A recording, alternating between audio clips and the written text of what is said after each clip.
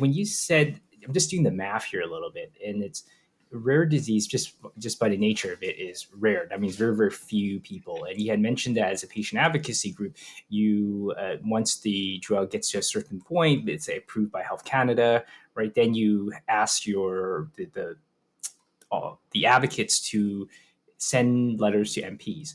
But if the definition is that there's very few of the people, that means there should be very few letters that go to these MPs from your community. And I'm sure they get millions of letters from. I mean, they wrestle with not just health issues, but obviously other societal issues that they need to deal with as well. So how do you get them to listen? I guess is in like it's almost. I guess what I'm asking is, what is the almost the mechanics of a patient advocacy group like yourselves? Like, how do you get people to listen? How do you get people, that to prioritize sort of your voice?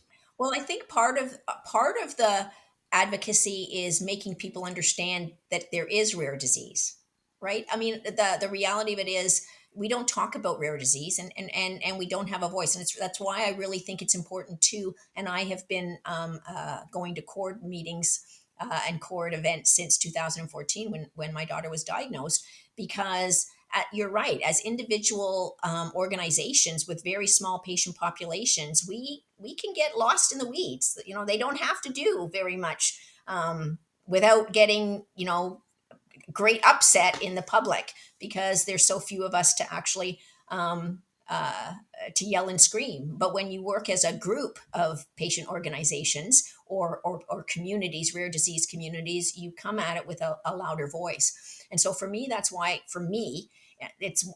it's been really important for me to not just focus on my community, but on the rare disease community, because I think the only way we tackle this issue is to provide a united voice nationally and from a larger population base. Because the other thing, I think the number is 1 in 12 people in Canada will be diagnosed with a rare disease. So when you talk about what rare is, a rare disease is rare, but rare is actually not rare. Right. And so, yeah, it's not as rare. We just need to make decision makers aware of the fact that and when something is not rare, you think of it as one big common disease. And then you go, well, look at the societal impacts, the cost to society, the cost to the healthcare system, all of those costs. So if we look at what we can, again, at a bigger picture of what some of this stuff is going to could do in reducing costs in other areas, then maybe we might actually start to think of this as, instead of cost effective, it's an investment.